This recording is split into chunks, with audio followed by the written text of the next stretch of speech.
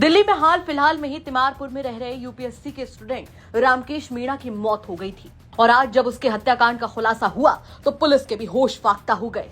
रामकेश की मौत में कातिल हुस्न भी है और देश की राजनीति में हुए इस मर्डर में यूपी के मुरादाबाद का कनेक्शन भी। पुलिस ने रामकेश की हत्या में शामिल तीनों आरोपियों यानी अमृता चौहान, सुमित कश्यप और संदीप कुमार को गिरफ्तार कर लिया है और तीनों ही यूपी के मुरादाबाद के रहने वाले हैं। जब पुलिस ने इनसे पूछताछ शुरू की तो कई ऐसे राज निकलकर सामने आए जो हर किसी की सोच से भी परे थे। हत्या की साजिश किसी और ने नहीं बल्कि मासूम सी दिखने वाली इस अमृता चौहान ने ही रची थी। बताया जा रहा है कि पुलिस जांच में अमृता ने कबूल कर लिया कि रामकेश की हत्या की खौफनाक साजिश किसी और ने नहीं बल्कि उसने रची थी। उसके मुताबिक रामकेश के पास उसके कुछ प्राइवेट वीडियोस थे जिन्हें हटाने से या डिलीट करने से उसने साफ इनकार कर दिया था।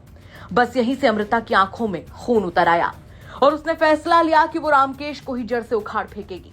लेकिन वो जानती थी कि अकेले वो ये काम नहीं कर सकती, जिसके चलते ही उसने अपने इस प्लान में सुमित और संदीप को भी शामिल कर लिया।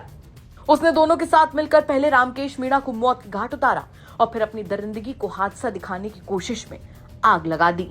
अब मुरादाबाद में पुलिस की कार्रवाई के बीच आरोपियों के परिवार ने भी अपने अपने बयान दिए हैं।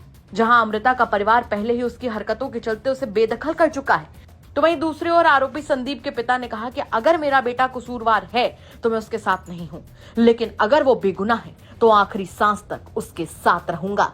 क्या नाम क्या है आपके बेटे का? मेरा बेटा का नाम संदीप कुमार। तो लेके कब गई पुलिस यहाँ से? ये 23 तारीख को लेकर गए हैं यहाँ से, 23/10 को। अच्छा, इसका सुमित का और संदीप दोनों दोस्त हैं ये?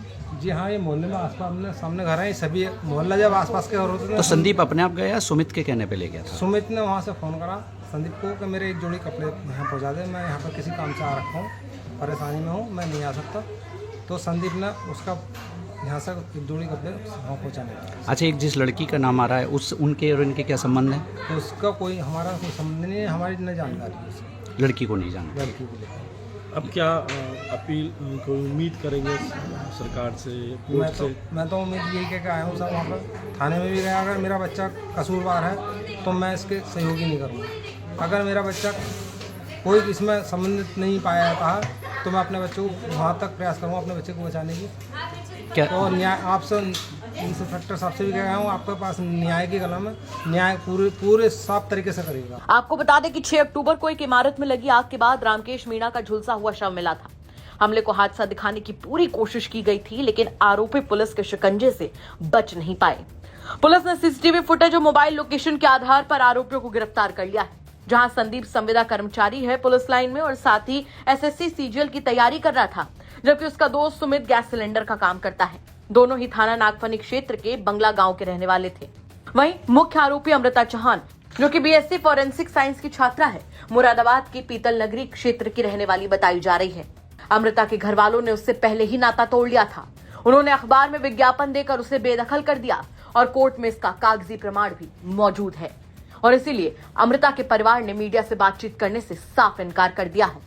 फिलहाल इस हत्याकांड की प्लानिंग और प्लॉटिंग ने लोगों को अंदर तक दहला कर रख दिया है।